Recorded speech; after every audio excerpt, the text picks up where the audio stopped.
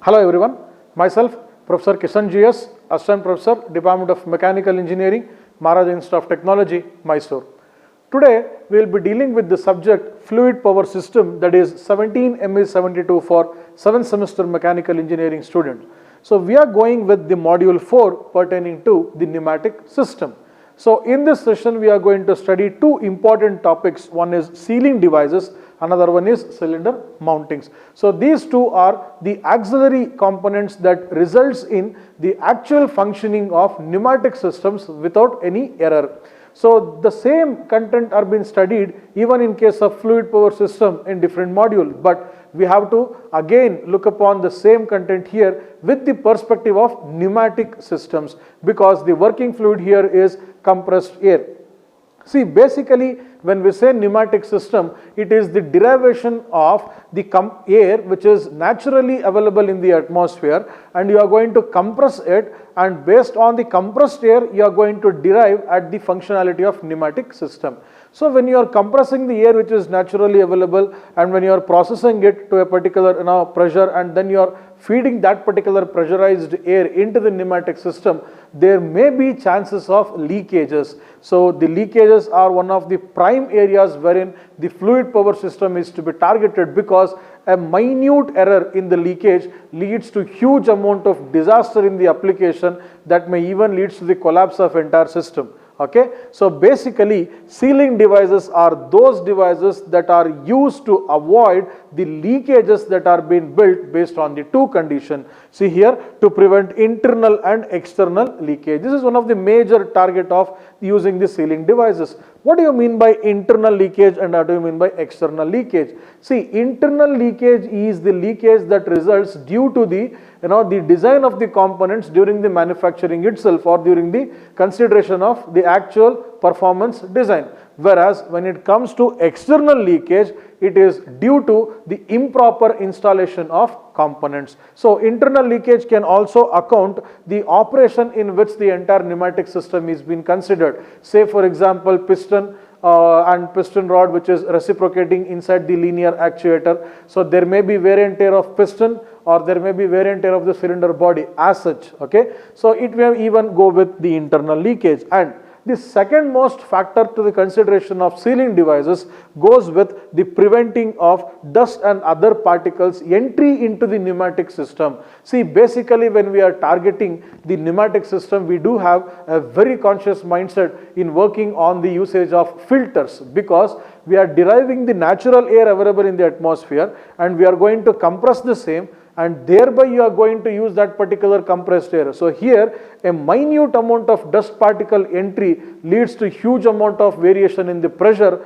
as well as the speed distribution. Hence you have to use the sealing devices to prevent the dust and other particles entry into the system. And last one is maintaining the pressure. See, whenever we use fluid power system, it is the usage of fluid medium as the working medium with certain pressure. So here the pressurized working medium is the target that leads to the accountable of performance or the application wherein we cannot do using manually. Okay, so the pressurized fluid entry into the system is also one of the major target that will be accounted during the usage of sealing devices. Next comes the different types of seal. See, whenever we have sealing devices, so it always goes with the usage of seal at a particular location wherein which the entire system is being targeted. Usage of seal will not only comes with respect to pipes or fittings or assembly units. The usage of seal will also be taken into account in the double acting cylinder, inside the housing of double acting cylinder, near the ports wherein the supply is being concentrated as such. So in order to use these type of seals in different location, we do have to understand different methods or different types of seal here. So basically we have the first categorization of seal goes with based on the method of sealing, that is positive sealing, non-positive sealing. The word positive sealing is accounted when there is no allowability of any particles to pass through it. Okay, it means to say that it is a complete closure which doesn't allow any particles to enter through it or any particles to go out of the assembly. So thereby that is called as positive sealing. That is, there is no leakages at all, zero leakages. Okay. Next comes non-positive sealing. Though we have the positive sealing here, non-positive sealing are accounted because there will be some amount of exit of the air is necessary at particular location, but it is not completely to go out of the system. But if the seals that allow some amount of the pressurized air or the compressed air to go out of it, then that type of seals are called as non-positive seals.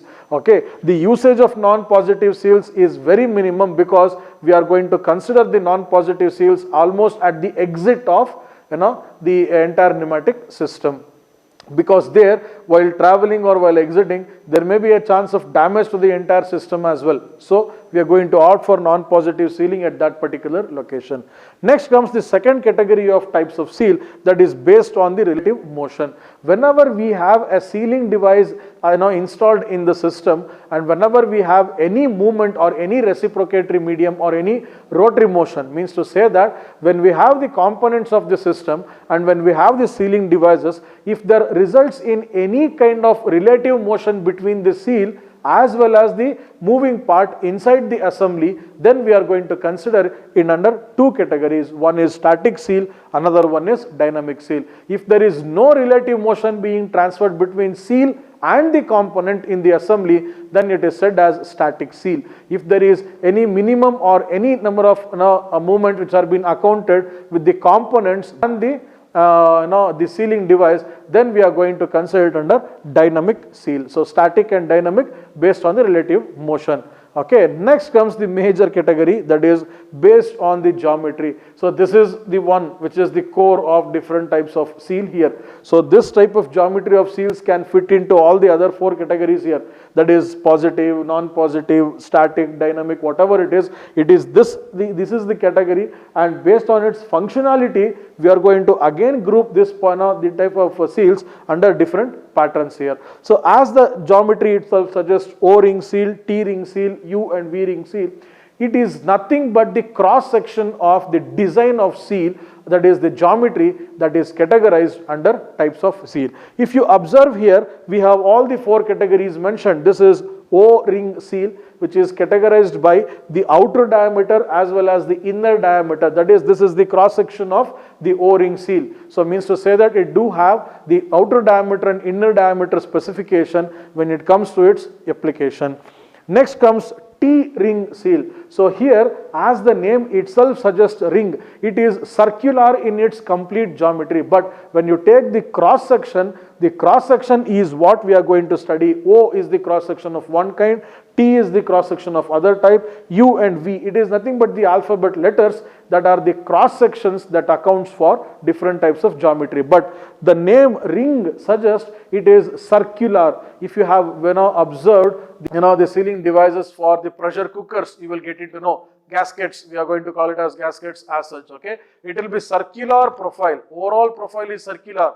The cut side what we take, or the cut section that leads to geometry, is the letter O, letter T, letter U and letter V here. So here you can observe it is the letter T, and this represents the complete circular profile of that particular seal. So for T-ring type of seal, you cannot directly use the T-ring seal in its use. You have to have the packaging rings or the supportive rings on the other side of the beam here. So in the letter T, on these two sides, you need to have the assistance of the packaging rings that accounts for the support for T-ring type of seal. Again, it goes with relativity with respect to its usage in the application.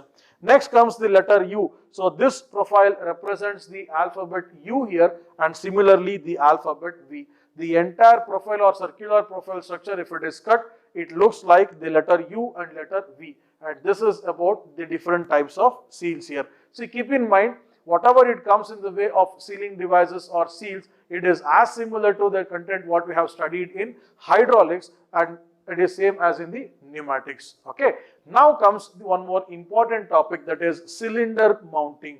What do you mean by cylinder mounting? See, mounting represents the structures or the support structures that is used to anchor one of the components with the another substance or another platform. Here, as the name itself suggests, cylinder mountings, it is the component which acts as the anchoring devices for the pneumatic cylinders onto the platform. Say for example, if this board itself is the platform and I have to keep one of the pneumatic cylinder onto this, how do I anchor the pneumatic actuator onto this particular vertical platform or the board? There comes the role of cylinder mountings. So cylinder mountings are of n number in its type based on the design and based on its usage. So we have taken around 5 for the explanation, and out of which we'll be explaining few more of the similar kinds here. The first one being foot and center line lug mounts here. Means to say that, observe, this particular part is the pneumatic cylinder and this particular part is nothing but the cylinder mounting. So if you observe carefully, the actuator which is positioned at the center is given with two cylinder mounts on both the sides, okay, such that it is anchored onto the platform at the center as well as at the bottom.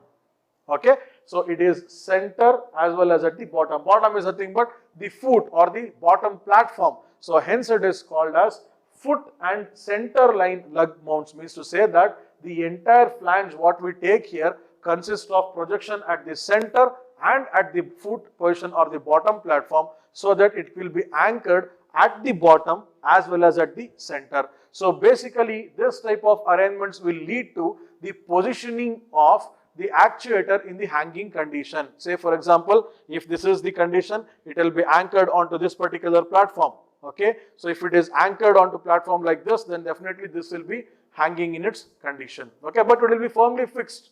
There will be no movement, or the movement of cylinder due to the operation will be restricted due to the firm fixation of these type of mountings. Next comes rectangular flange mount. If the similar, the actuator is been fixed onto the platform using a rectangular flange, it becomes rectangular mount, or it is rectangular flange mount. Instead of rectangular, if you place a square flange here, it becomes square flange mounts. So here the condition is like, if you want to anchor the cylinder directly onto this particular platform, vertical platform, if you want to place the actuator so that it gets projected, and thereby you are going to take rectangular flange or square flange type of mounts here. So one is rectangular in its profile, it is rectangular flange. If it is square, then becomes one more type of mounting, it is called as square flange mount. Okay.